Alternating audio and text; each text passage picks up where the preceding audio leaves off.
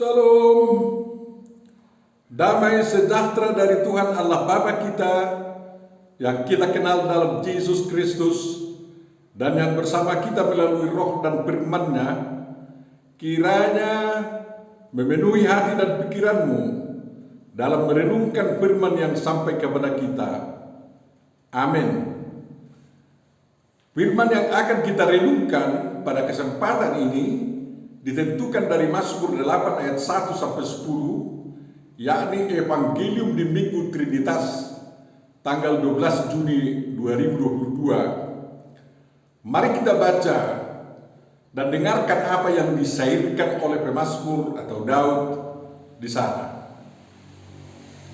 Untuk pemimpin biduan menurut lagu Gitit Mazmur Daud. Ya Tuhan, Tuhan kami, betapa mulianya nama-Mu di seluruh bumi. Keagungan-Mu yang mengatasi langit dinyanyikan. Dari mulut bayi-bayi dan anak-anak yang menyusu telah Kau letakkan dasar kekuatan karena lawan-Mu untuk membungkam musuh dan pendendam. Jika aku melihat langit-Mu, buatan jari-Mu, bulan dan bintang-bintang yang Kau tempatkan, apakah manusia sehingga Engkau mengingatnya? Apakah anak manusia sehingga Engkau mengindahkannya? Namun, Engkau telah membuatnya hampir sama seperti Allah dan telah memahkotainya dengan kemuliaan dan hormat. Engkau membuat dia berkuasa atas buatan tangan-Mu. Segala-galanya telah Kau letakkan di bawah kakinya. Kambing domba dan lembu sapi sekalian, juga binatang-binatang di padang, burung-burung di udara, dan ikan-ikan di laut, dan apa yang melintasi arus lautan. Ya Tuhan, Tuhan kami, betapa mulianya nama-Mu di seluruh bumi. Demikian firman yang akan kita renungkan dan pahami dalam bingkai tema Tuhan Allah Maha Mulia dan Maha Agung. Berbahagia dan diberkatilah orang yang mendengar, memahami, dan mengamalkan firman dan perintah Tuhan. Amin.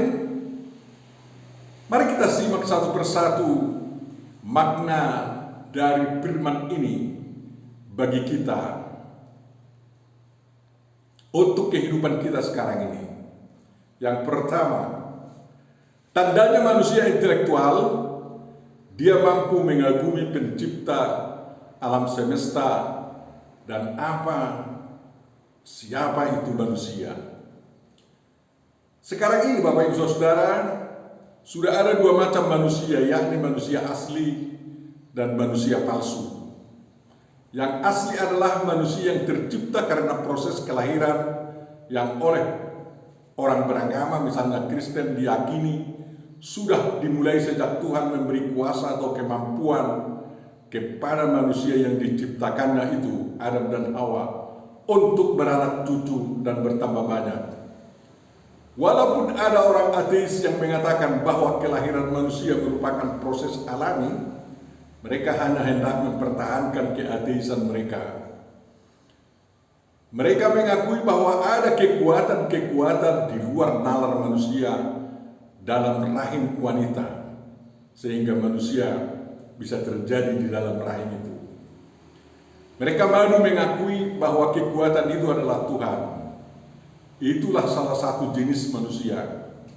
Satu jenis lain yakni yang palsu, yakni manusia ciptaan manusia, yakni benda yang dengan teknologi tercanggih dibuat sedemikian rupa berbentuk manusia yang hidup tanpa memerlukan oksigen, melainkan hanya butuh arus listrik, dan benda ini dilengkapi dengan artificial intelligence atau AI yang memungkinkan manusia palsu ini mampu mengembangkan pemikiran-pemikiran yang lebih hebat dari pikiran-pikiran manusia yang lahir dan bertumbuh melalui proses alami. Menurut saya ada rencana Tuhan mengapa manusia asli dimampukan menciptakan manusia palsu yang berartificial intelligence tersebut.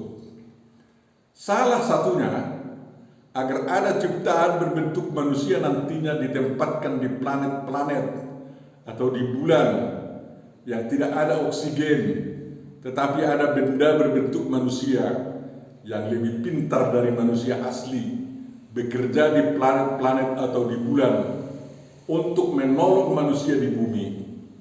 Tidak dapat disangkal bahwa kedua macam manusia ini dapat bekerja karena intelektualnya, intelijennya, mengagumi alam semesta dan mengagumi dirinya sebagai ciptaan. Bahkan manusia palsu ber-AI itu diciptakan oleh manusia asli karena didorong oleh kekagumannya terhadap manusia asli yang tercipta luar biasa. Kalau ada ateis membuat puisi tentang alam semesta atau tentang manusia, pastilah dia karena mengagumi alam semesta atau manusia buatan Sang Pencipta. Makanya setiap orang ateis adalah orang yang pura-pura tidak mau tahu tentang Tuhan atau mencoba mengganti Tuhan dengan otaknya sendiri. Sebaiknya setiap ateis itu bertobat agar karya-karyanya lebih berbobot lagi. Tidak zamannya lagi ateis-ateisan sekarang ini. Dan orang yang percaya harus semakin kuat percaya. Para ateis itu harus mengikuti Daud dalam mengagumi alam semesta, manusia, dan Tuhan. Kita heran mengapa manusia di Eropa seperti di Belanda misalnya semakin banyak yang menjadi ateis di zaman super bebas dan teknologi super canggih sekarang ini. Seharusnya mereka harus semakin kuat berpegang pada semangat Kristianisme yang menganugerahkan budaya super bebas itu bagi mereka, dan Kristianisme memberi keterbukaan untuk teknologi super canggih bagi umat manusia. Kita umat Kristen di Indonesia harus terus memiliki iman yang semakin kuat karena anugerah Tuhan yang memerdekakan kita, yang telah membuat kita menjadi ciptaan baru dalam Kristus dan sekarang berada dalam dunia yang benar-benar penuh dengan teknologi canggih, dan bagi kita benar-benar terbuka untuk mengetahui rahasia Tuhan, rahasia alam semesta, dan rahasia diri manusia sendiri.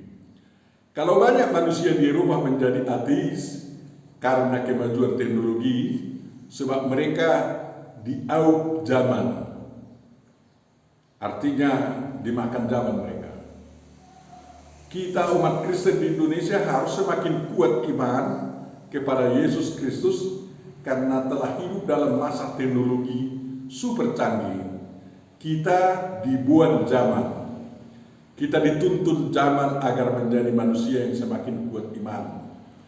Diakui atau tidak diakui bahwa semakin canggih teknologi yang diraih manusia, maka semakin kagum kita tentang alam semesta, manusia, dan Sang Pencipta, karena begitu banyak temuan-temuan baru yang di zaman now ini benar-benar terungkap dan memberi pengakuan terhadap alam semesta, manusia, dan Pencipta yang tidak tersangkalkan. Yang kedua, Bapak Ibu, pengakuan tentang kemuliaan Tuhan dan mulut para baik. Sebagai hasil dari pengamatannya yang sangat kritis dan mendalam, Daud menyimpulkan pengenalannya akan Tuhan, yakni betapa mulianya namamu di seluruh bumi, keagunganmu yang mengatasi langit. Ayat 2 dan ayat 10. Mulia dalam Ibrani adir, artinya majestic, penuh keagungan, mighty, kuat, splendid, baik sekali, glory, kemuliaan, keagungan, semarak, magnifies, kecemerlangan, kebesaran. Yunaninya taumaston atau taumastos, wonderful, sangat bagus, marvelous, mengagumkan, remarkable, luar biasa hebat.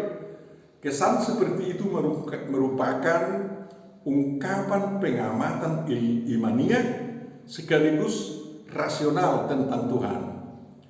Kalau tabiat Tuhan Allah yang mulia biasanya diungkapkan dengan kata Ibrani kavod, yang artinya mulia, agung, wonderful, sangat bagus, marvelous, mengagumkan, remarkable, distinction, beda, luar biasa, hebat, respect, hormat, mark of honor, tanda keagungan.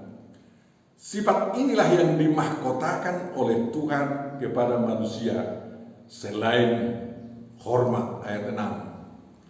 Hanya para pembenci dan musuh Tuhan dan musuh umatnya yang menyangkal kemuliaan Tuhan dan keagungan Tuhan.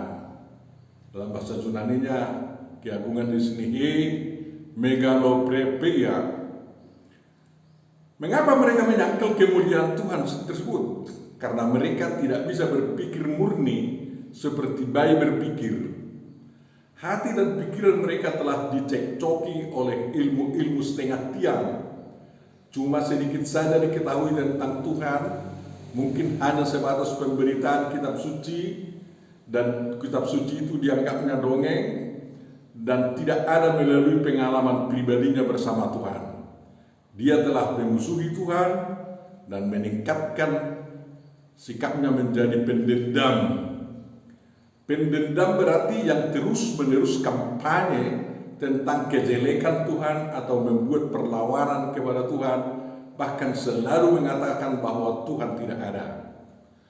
Mulut para baik yang bisa menyadarkan orang-orang yang selalu mendendam kepada Tuhan. Sewaktu anak-anak di bait Allah menyerukan hosana bagi anak Daud, Yesus Kristus merujuk kepada Mazmur 8 ayat 3 dan menyempurnakan ayat itu dengan mengatakan, "Aku dengar, belum pernahkah kamu baca, dari mulut bayi-bayi dan anak-anak yang menyusu, engkau telah menyediakan puji-pujian." Mungkin ini dikutip dari Septuaginta. Dasar kekuatan di mulut bayi-bayi untuk membungkam musuh dan pendendam adalah nyanyian pada mulut bayi yang terungkap dalam suara mereka yang sering disebut orang tangisan bayi, yang sebenarnya adalah teriakan bayi.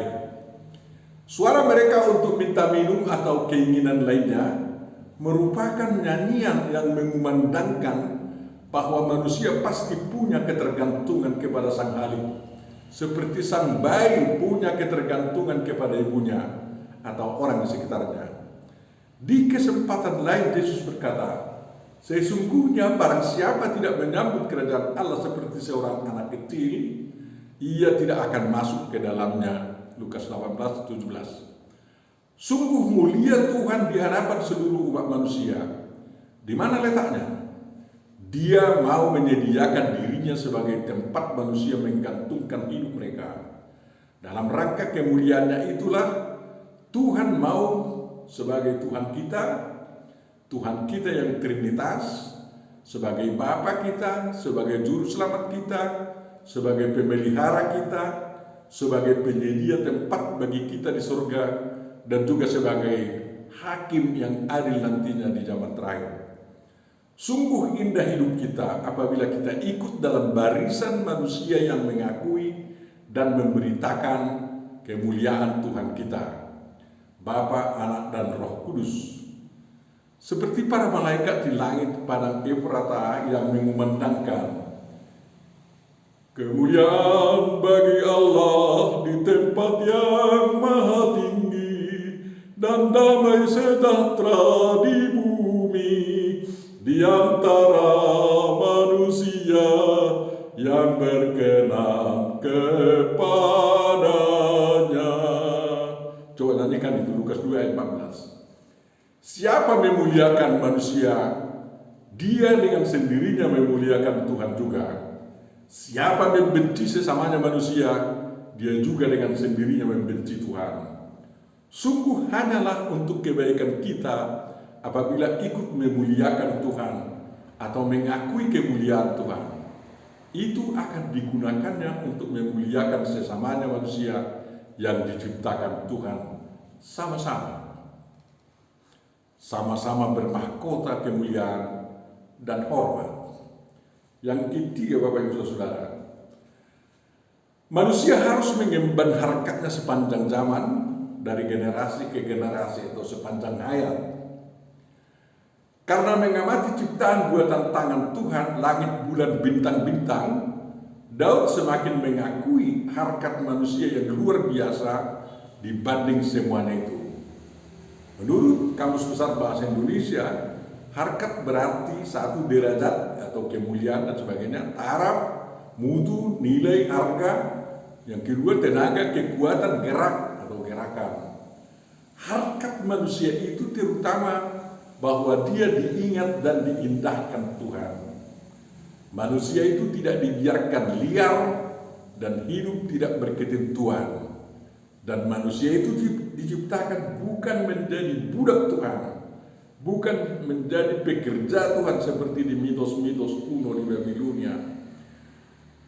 Jadi kalau Tuhan mengatur hidup kita, sebenarnya tindakan Tuhan itu sesuai dengan kebutuhan untuk memelihara harkat kita. Harkat manusia tidak sama dengan harkat binatang.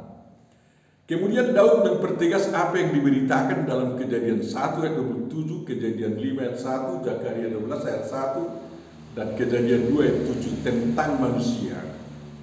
Dalam Kejadian 1 ayat 27 dan Kejadian 5 ayat 21 dikatakan bahwa manusia diciptakan menurut gambar dan rupa Allah. Daud menegaskannya dengan mengatakan, engkau telah membuatnya hampir sama seperti Allah. Wehasrimu me'atme Elohim. Septuaginta menerjemahkan Elohim dengan angelus atau malaikat.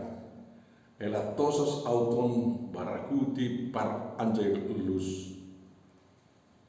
Manusia hampir sama seperti Allah karena manusia dicipta menurut gambar dan rupa Allah, bukan sama gambar dan sama rupa dengan Allah.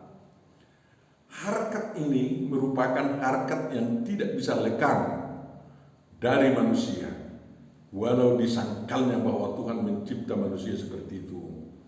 Dan harkat itu harus diemban oleh manusia selama manusia itu masih ada, entah dia ateis atau orang percaya.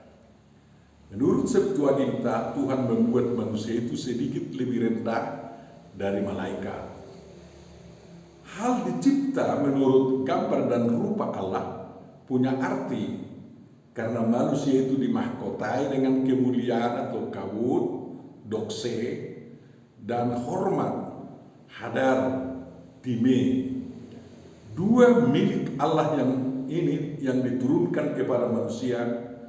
Tuhan memberikan miliknya ini kepada manusia sewaktu Tuhan menghembuskan napas hidup atau nisbat hayyin dan roh. Zakaria 12 ayat 1 ke dalam tubuh yang dibentuk oleh Tuhan dari tanah liat itu.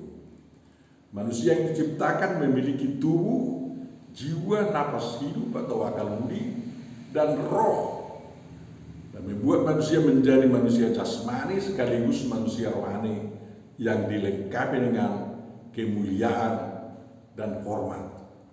Mahkota kemuliaan dan hormat yang diperoleh manusia dari Tuhan membuat manusia punya wibawa untuk berkuasa atas buatan tangan Tuhan, atas segala-galanya yang ditaruh di bawah kaki manusia, atas segala kambing domba, lembu sapi, binatang-binatang di padang, burung-burung di udara, ikan-ikan laut di laut, dan yang melintasi arus di lautan. Kalau kemuliaan dan hormat itu hilang atau dirusak oleh manusia, maka dia menjadi sama dengan binatang dan tidak punya wibawa atau kuasa yang dari Tuhan lagi untuk mengerjakan pekerjaannya. Dengan demikian Daud mempertegas apa alat manusia untuk melaksanakan perintah Tuhan yang disebutkan dalam Kejadian 1 ayat 28. Allah memberkati mereka, lalu Allah berfirman kepada mereka, beranak cuculah dan bertambah banyak, penuhilah bumi dan taklukkanlah itu, berkuasa atas ikan-ikan di laut dan burung-burung di udara dan atas segala binatang yang merayap di bumi. Manusia harus hadir di tengah-tengah segala ciptaan sebagai makhluk mulia dan hormat. Manusia harus mengerjakan perintah Tuhan di dalam kemuliaan dan hormat, bukan atas dasar atau dalam keserakahan dan pembinasaan. Manusia harus menunjukkan harkatnya yang mulia dan hormat dalam mengurus semua isi alam semesta. Kalau seseorang menghilangkan faktor mulia dan hormat dari dirinya, berarti seseorang itu menyangkal siapa dirinya dan untuk apa dia ada di tengah-tengah segala ciptaan. Beruntunglah manusia yang selalu memelihara dirinya sebagai makhluk yang memiliki kemuliaan dan hormat sepanjang hayatnya. Darinya akan mengalir kemuliaan dan hormat itu kepada ciptaan-ciptaan lainnya. Sama seperti Tuhan mengalirkan kemuliaan dan hormat yang ada padanya kepada manusia. Itu membuka masa depan yang sangat indah di kalangan seluruh ciptaan. Yang keempat, Bapak Ibu Saudara, memuliakan Tuhan dan memfungsikan kemanusiaan manusia di zaman sekarang atau zaman now. Orang beragama yang percaya pada Tuhan dan manusia ateis tidak boleh tidak memuliakan Tuhan dan melaksanakan kemanusiaan manusia di zaman sekarang. Sadar atau tidak disadari, semua manusia memuliakan Tuhan dan melakukan fungsinya sebagai manusia. Perbedaan yang terjadi adalah kadar, bobot, dan volume tindakan pemuliaan Tuhan dan corak pelaksanaan kemanusiaan manusia itu. Sering juga terjadi justru orang ateis yang paling memuliakan Tuhan dan menunjukkan kemanusiaan manusia yang lebih jitu dibanding dengan orang beragama. Pengikut Yesus Kristus harus berusaha agar dalam hal ini mereka tidak dikalahkan oleh para ateis tersebut. Perhatikanlah siapa yang lebih maju dalam hal pemuliaan Tuhan dan menjalankan kemanusiaan manusia tersebut dalam hal yang kita sebut di bawah ini. A. Adalah memuliakan Tuhan apabila seseorang atau sekelompok orang menata dan memelihara keindahan alam semesta. Setiap orang dari sejak kecil sudah punya wawasan menata dan memelihara lingkungan dan mempraktekkannya dalam hidup masing-masing. Dengan demikian tidak ada yang mencemari lingkungan dengan limbah B3 atau bahan-bahan berbahaya seperti oli bekas, limbah pabrik kimia, limbah pabrik minyak kelapa sawit, limbah pengolahan kayu, dan lain-lain. Atau dengan membuang sampah non-organik seperti plastik, kertas, benda-benda habis pakai, dan lain-lain sembarangan begitu saja. Semua manusia itu melakukannya mulai dari rumah tangga ke tempat kerjanya. Pemerintah harus sigap mengawalnya dan memberi tuntunan dan anggaran demi penataan dan pemeliharaan alam semesta. Misalnya, Bapak Ibu Saudara, kalau pemerintah mengumumkan dengan jelas kepada publik bagaimana membuat kawasan Danau Toba itu indah, terpelihara, dan produktif, jelas mana hutan industri untuk TPL, mana untuk rakyat, mana tanah adat, mana penyangga air Danau Toba, mana untuk kemajuan pariwisata, pasti semua pihak akan berlomba-lomba membuat kawasan Danau Toba itu indah, baik, dan terpelihara. Dampaknya tidak ada banjir, tidak ada penebangan kayu secara liar, dan masyarakat akan sejahtera, dan banyak lagi dampaknya yang baik. Memuliakan Tuhan tidak cukup hanya berteriak-teriak Allah Maha Besar atau berkoar-koar berkhotbah dengan pembesar suara yang memekakkan telinga, atau beribadah dengan sujud setiap hari, sehari-harian, dan semalam-malaman. Lihatlah dengan cermat di mana pemuliaan Tuhan itu lebih hebat, di negara komunis atau di negara liberalis demokratis. Amerika Serikat yang liberalis demokratis tidak bisa menjadi contoh. Arab Saudi, orang agamis, tidak bisa menjadi teladan. Republik Rakyat Cina masih lebih baik dan lebih hebat dari negara-negara di dunia dalam hal memuliakan Tuhan melalui usaha mereka mengurus alam semesta. Tetapi sampai sekarang masih negara dan manusia di negara Republik Israel yang benar-benar memuliakan Tuhan sebagaimana dikehendaki Tuhan menurut Alkitab. Karena mereka sekarang ini hidup sebagai bangsa yang takut akan Tuhan. Jadi bangsaku Indonesia, Bapak Ibu Saudara, apapun agamamu, budayamu, sukumu, rasmu, bahasamu, hiduplah sebagai orang atau bangsa yang takut akan Tuhan, yang memuliakan Tuhan dengan mengagumi alam semesta, menata dan memeliharanya. Karena semua itu adalah demi kebaikanmu semata-mata.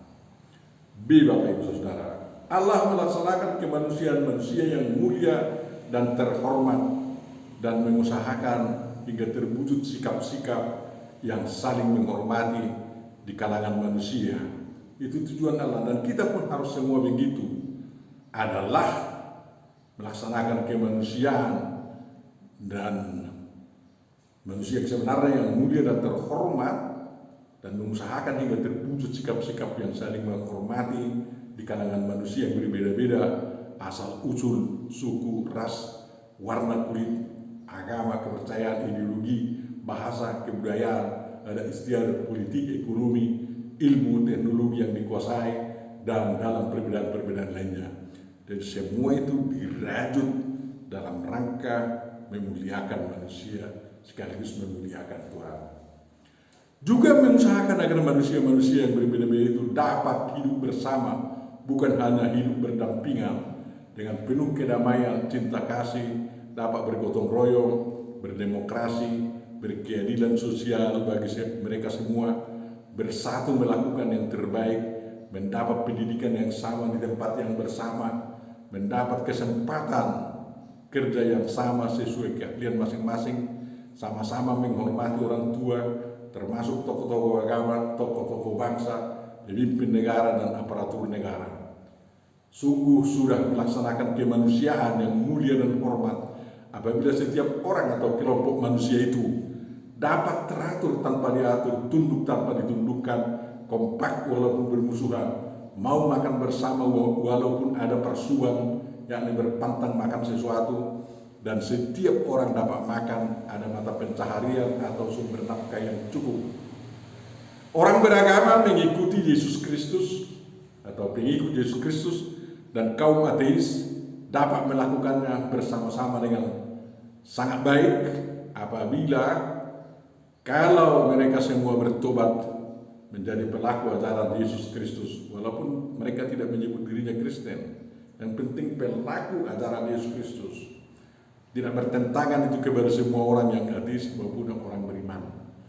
Demi pemuliaan manusia dan memberi hormat kepada manusia lah mengapa Indonesia didirikan sebagai negara kesatuan, negara yang berdasar pada Pancasila, negara yang memberlakukan Undang-Undang Dasar Republik Indonesia 1945 yang telah diamandemen, dan seluruh undang-undang, peraturan pemerintah dan peraturan-peraturan daerah harus merupakan turunan dari Undang-Undang Dasar ini, dan semua isinya sesuai dengan Undang-Undang Dasar Republik Indonesia 1945 tersebut, dan negara kesatuan Republik Indonesia yang bersemboyan Bhinneka Tunggal Ika.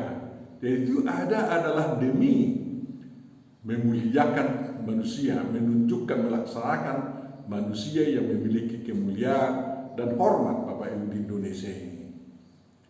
Demi manusia yang mulia dan hormat, maka 4 konsensus nasional, 4 pilar Indonesia itu diterapkan secara konsisten dan konsekuen dalam kehidupan berbangsa, bernegara, bermasyarakat, dan beragama. Kalau kepada manusia ada perintah Tuhan yang mengatakan, penuhilah bumi, itu bukan berarti hanya memenuhi bumi dengan manusia hingga bermiliar-miliar banyaknya, tetapi juga memenuhi bumi dengan karya-karya yang benar-benar menunjukkan bahwa manusia adalah makhluk mulia dan hormat. Sampai sekarang masih umat Israel yang patuh mengikuti Jehovah yang melakukan hal ini. Mereka berhasil menjadi penemu-penemu ilmu, teknologi, dan peralatan baru yang ternyata sangat memuliakan manusia, dan sebagai tanda hormat mereka pada diri manusia. Itu pertanda bahwa mereka sangat memuliakan Tuhan. Marilah ikut sebagai insan yang memuliakan manusia dan hormat kepada harkat-Nya. Amin. Mari kita berdoa. Terima kasih Bapa, Tuhan kami yang Trinitas, yang Maha Kuasa, Maha Pengasih, Penyelamat kami, dan juga Pemelihara kami. Engkau telah mengajar kami agar kami memuliakan Engkau melalui pemuliaan kami juga terhadap sesama kami manusia, dan kami memuliakan manusia yang sekaligus tanpa kami sadari juga sudah memuliakan nama-Mu. Tuntun kami dalam gerak kehidupan kami Tuhan, sehingga kuasa kami, wibawa kami sebagai orang yang telah Kau selamatkan semakin nyata di dunia ini. Umat-Mu, umat Kristen, berkatilah sebagai orang-orang yang sudah Kau jadikan menjadi ciptaan baru di dalam Yesus Kristus.